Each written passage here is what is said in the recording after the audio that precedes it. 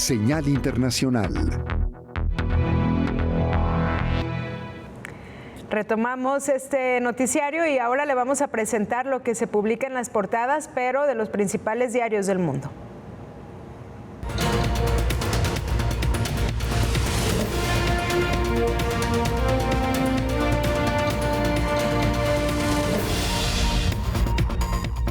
El Nacional, Venezuela. Edmundo González insta a España y a Latinoamérica a reconocerlo. La isla Margarita, entre ruinas y apagones. El Tiempo, Colombia. Soy una piedra en el zapato para muchas personas, dice Laura Sarabia. La magia de la Navidad llega a Monserrate. El Mercurio, Chile. Abogados del presidente no logran despejar dudas sobre pesquisa de la denuncia y Fiscalía indaga acceso a nivel interno o mediante policías.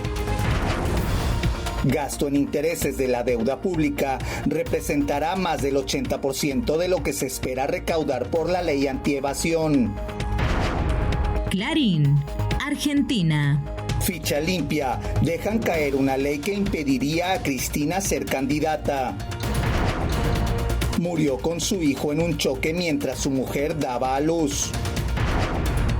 The Washington Post, Estados Unidos. México se desentiende del conflicto arancelario.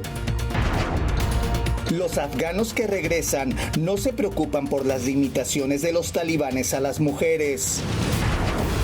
The New York Times, Estados Unidos. El alto el fuego de Israel con Hezbollah aísla a Hamás. Australia prohíbe las redes sociales a los menores de 16 años. The Guardian, Reino Unido. La diputada promotora de la ley de muerte asistida hace su última aparición antes de la votación. Australia prohíbe el uso de las redes sociales a los menores de 16 años. El País, España. Un mes del desastre de la Dana. No os olvidéis de nosotros. Las pensiones subirán un 2,8% el año próximo.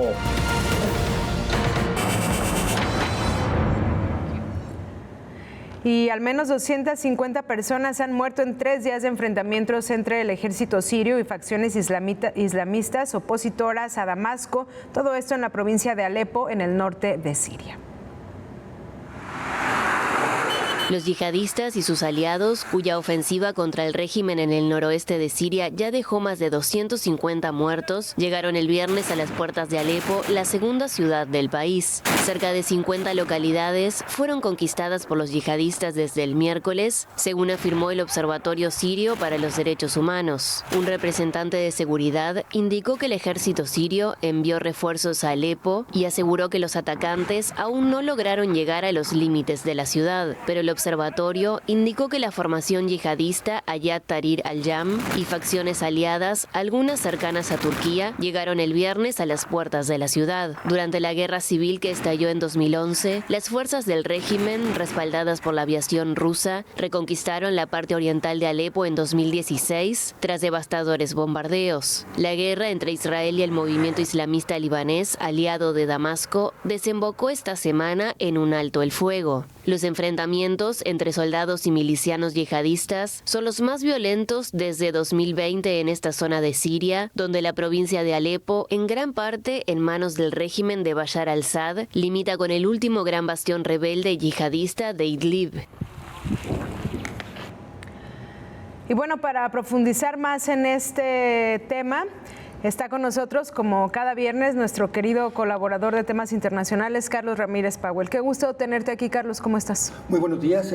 Mira, qué situación tan complicada es la que se abre en lo que se podría llamar el arco sur de esta naciente Tercera Guerra Mundial.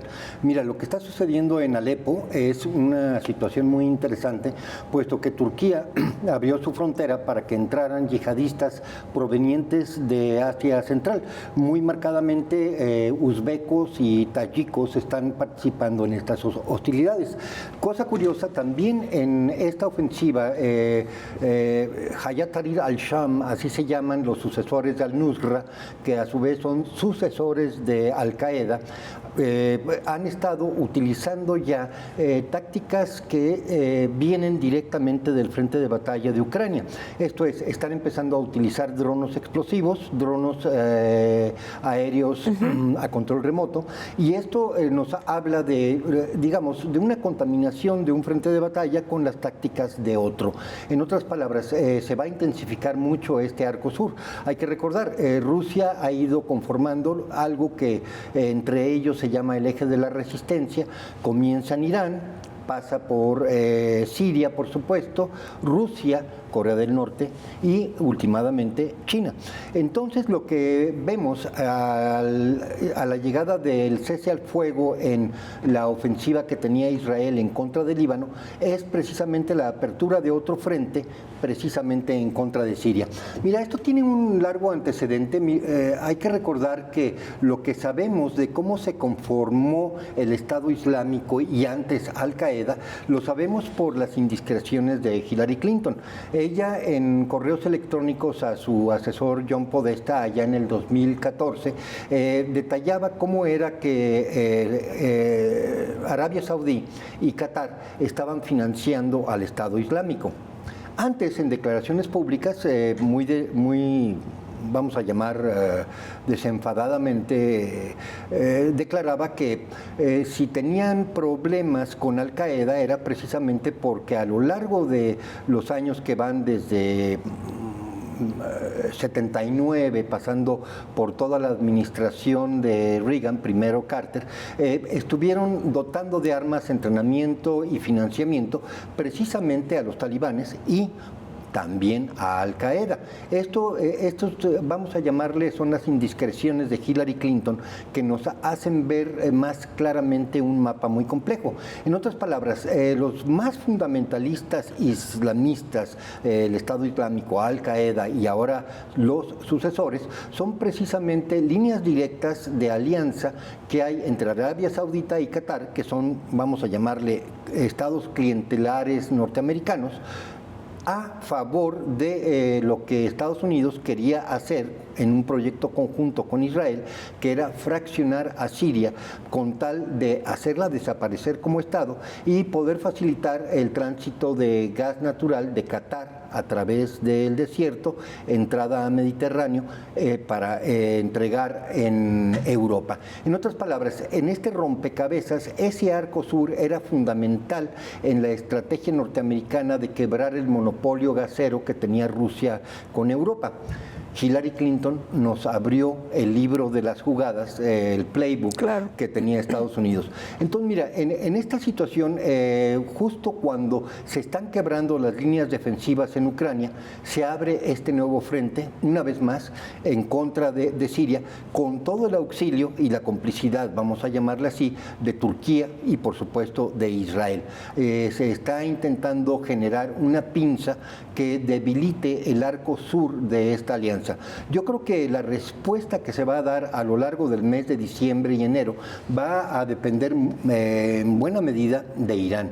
Irán es, digamos, la principal fuente de pertrechos, financiamiento y apoyo para Hezbollah y para Siria. Y por lo tanto, lo que suceda en el mapa, y tenemos un mapa de Siria para ilustrarlo, va a tener mucho que ver precisamente con la respuesta que vaya a generando Irán frente a este nuevo incidente en donde se cambia el eje, digamos, el punto de incidencia de la guerra de la frontera sur del Líbano, donde Israel había quedado exhausto, no podía seguir la ofensiva, pasarla ahora el punto crítico a Siria a través de los yihadistas.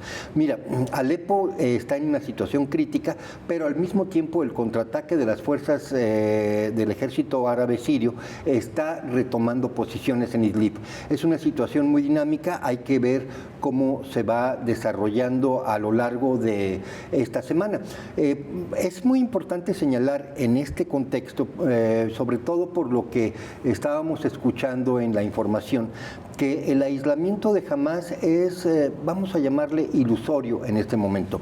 Hamás tiene en este momento esa situación doble de tener a su población, a la que está comprometida a defender, que son los palestinos, en una situación de hambruna por el estrangulamiento israelí, pero al mismo tiempo impidiendo que Israel pueda lograr un control territorial en la Franja de Gaza. No hay tal control territorial.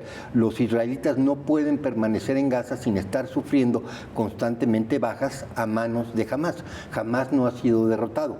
Hezbollah tampoco ha sido derrotado. Por lo tanto, en este interludio en donde Estados Unidos ofrece un cese al fuego entre Israel y Hezbollah, llama la atención en el segmento que Israel siguió bombardeando posiciones, diciendo, bueno, estamos vigilando el cese al fuego, ¿cómo? Bombardeando.